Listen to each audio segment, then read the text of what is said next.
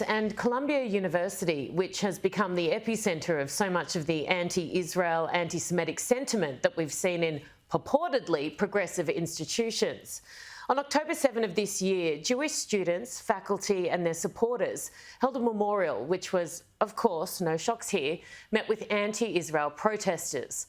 Now, one professor, Shai Davidai, fed up with the lack of protection for Jewish students and faculty, started filming videos of university employees, all of which are still up on his social media.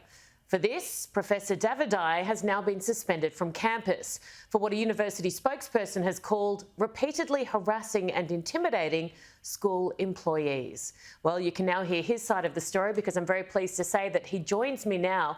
Professor Shai, why, in your view, and let's get straight into this, are you not allowed on campus? So we're really jumping right into this. So, for the past year, I've been fighting the administration at Columbia against this wave of anti-Semitism and support for terrorism on campus. On October 7th, the Jewish students at Columbia organized a beautiful memorial for those that lost their lives in that horrible massacre last year. And there was a counter-protest. We were counter-protested by students and faculty holding signs saying, "Long live the Al-Aqsa flag," which was the name that Hamas gave to that horrible massacre. Which is fine, I hated it. I think it's horrible. The university has lost its moral compass, but it's freedom of speech. The moment they started marching around campus, leaving the designated area where they were allowed to protest our memorial service, was the moment that I said, this is not fine. They are trying to intimidate us, to tell us that we are not wanted, and we may not be wanted, but we deserve to be here. So I just ceded my ground. I stood in the middle of the path as they all engulfed me, all these students and faculty that were calling in support of Hamas and Hezbollah.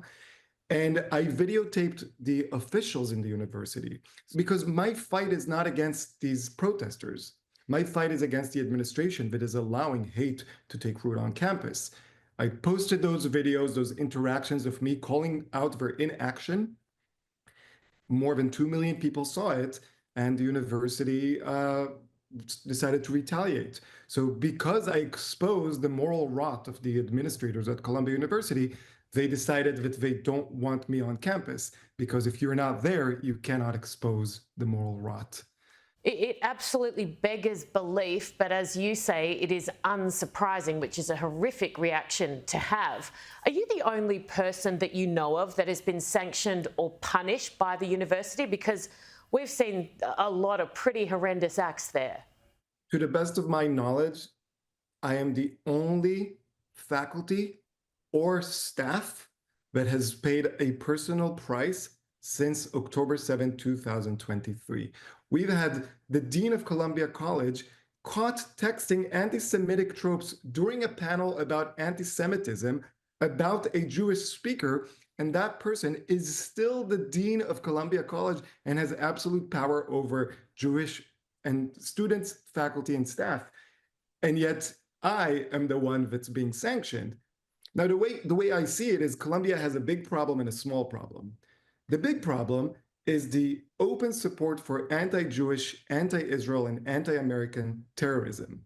The small problem is the professor that's standing up and saying, hey, there's a big problem there.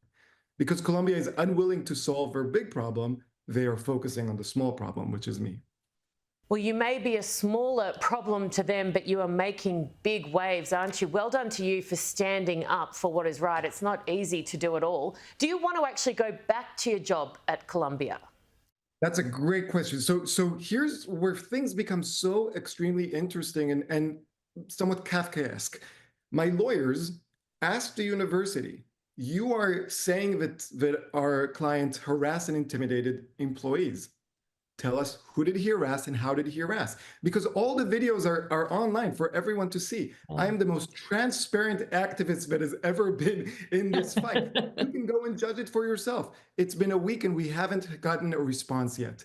So Columbia is the accuser, the judge, and the executioner, and there is no due process. But my story is a very small story here. I always say, like, if I have to pay the personal price, but the big problem is solved, I am willing to pay that price because the story is not about me. The story is about the moral demise of Columbia University and many universities in North America, and as I see as well in Canada and the UK, across the Western world. And what I tell people, and this is the message I want to get, non-Jewish people, non-Israeli people, I want you to take a look, just one look at the protests and the riots that these Hamas, Hezbollah supporters are throwing in city streets, in universities, outside synagogues, outside city halls. And I want you to look at the peaceful rallies and demonstrations that the Jews and our non-Jewish allies hold. And you decide for yourself, which world do you want to live in? Do you want to live in the world that openly hates democracy and openly supports the rapists? Or do you want to live in the world that celebrates democracy and always stands with the victim? To me, it's a very simple choice. To me as well, Shai, and I've made this observation many, many times before. When I look at the Israelis, the Jewish people and their supporters, when they gather, all they want is the return of the hostages. Bring them home is what they chant. When the other side gather together, there are calls for intifada, a repeat of the violence, more death and destruction. To me, it is so clear and simple to determine which side is good and which side is bad. There's no blurry line here at all. Please keep us in the loop with what happens next and stay strong. Thank you so much, Erin.